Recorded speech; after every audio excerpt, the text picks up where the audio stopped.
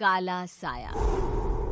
यूं तो बनारस घाट अपनी खूबसूरती के लिए बहुत प्रचलित है, पर घाट के किनारे कई राज लिए बैठे हैं।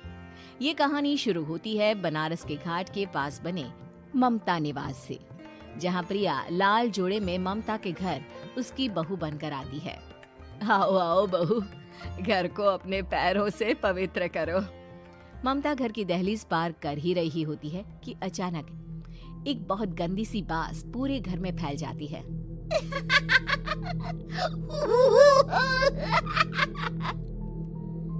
ये बदबू और ये आवाजें, ये कौन हंस रहा है माँ?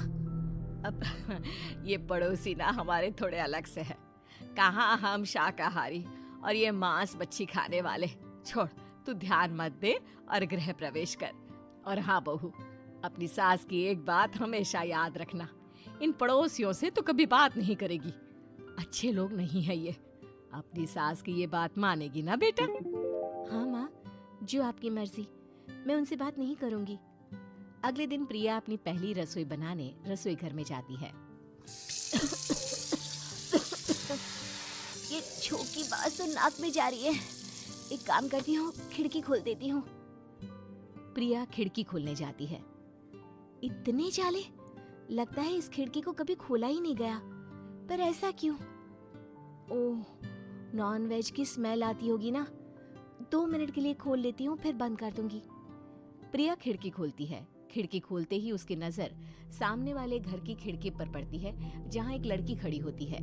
हाथों में मेहंदी, लाल रंग की साड़ी, बिल्कुल सजी धजी, मानो प्रिया की तरह ही वो भी नई नवेली बहू हो। वो प्रिया को देखकर मुस्कुराती है।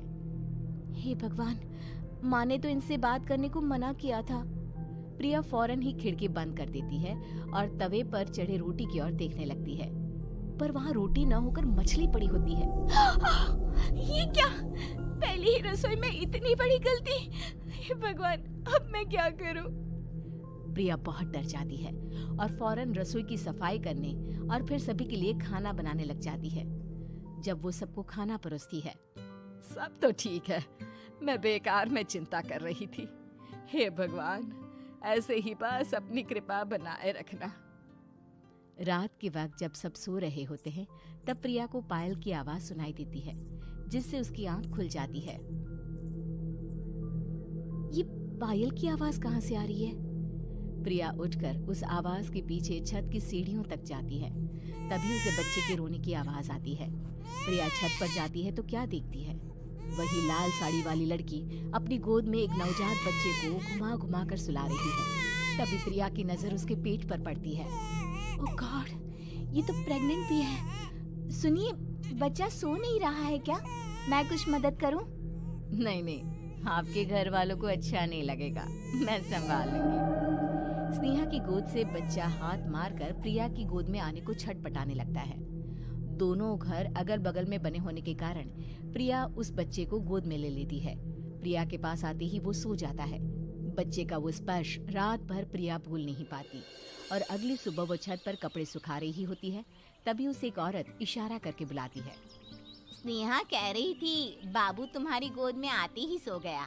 मैं गौरी, स्नेहा की माँ हूँ।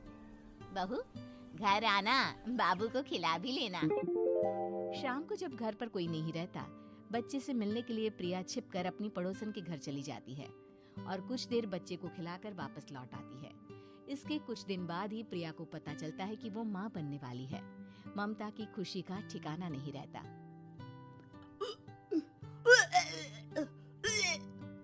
माँ जी, पता नहीं क्यों उल्टी आ रही है।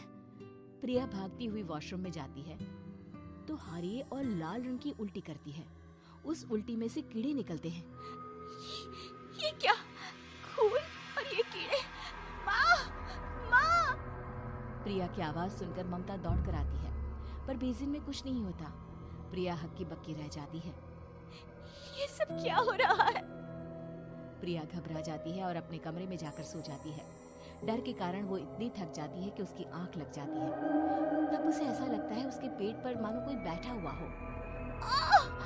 कौन हो?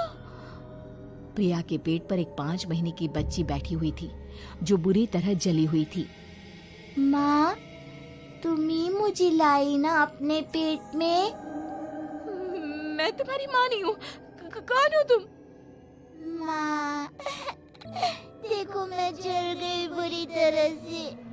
6 महीने पेट में रहने को भी मुझे नहीं मिला। सहला दो ना माँ। बचाओ, बचाओ, माँ! ममता दौड़कर कमरे में आती है। प्रिया की बातें सुनकर वो सब समझ जाती है। तू कहीं बगल वाले घर में तो नहीं जाकर आई ना बहू? मुझे माफ कर दो, मैं गई थी माँ। उस घर में सब मरे हुए हैं बहू। कई साल पहले स्नेहा उस घर में बहू बनकर आई थी। कुछ ही दिन में वो एक बच्चे को जन्म देने वाली थी। पूरा घर बच्चे के आने की खुशी में खोया था कि एक दिन अचानक उस घर में आग लग गई। सब बुरी तरह जलकर मर गए। गौरी आज भी दादी बनने का इंतजार कर रही है और इसीलिए स्नेहा ने अपना अजन्मा बच्चा तुम्हारी कोख में डाल दिया। ममता ये कह रही होती है कि पीछे से उसके पैरों को एक बच्चा पकड़ लेता है। दादी, दादी। माँ, स्नेहा की गोद में यही बच्चा था। ये बच्चा कौन है फिर? तेरी मौत है। तेरी भी दादी। जिस चीज का ममता को डर था वही हो गया। ममता निवास के ऊपर मौत ने चादर बिछा दी थी। प्रिया का पेट ऐसे बढ़ जाता है मानो 9 महीने का हो। 2 हाथ उसके पेट से बाहर निकलते हैं। बहू, संतोष को फोन कर, किसी पंडित जी को बुला बहू। प्रिया का पति भागता हुआ घर आता है। ये तो होना ही था माँ। तेरा पाप तेरे सामने आ गया तो तू सह नहीं पा रही है। स्नेहा घर में आग लगी नहीं थी, माँ ने लगाई थी, प्रॉपर्टी की लालच में। और वो बच्चा मेरी पहली पत्नी का बच्चा है, मेरा बेटा, जो कि उस आग की चपेट का शिकार हो गया था। मैंने तुमसे ये सब माँ के कहने पर छुपाया था। मुझे माफ कर दो प्रिया। तुम अगर चाहो तो यहाँ से जा सकती हो। मैं तुम्हें किसी भी बंधन में रखना नहीं चाहता। मेरी शादी हुई है आपसे, मैं आपको छोड़ नहीं सकती, पर उससे पहले हमें स्नेहा, उसकी माँ और बच्चे की आत्मा की शांति करवानी होगी। संतोष और ममता गौरी के घर जाते हैं।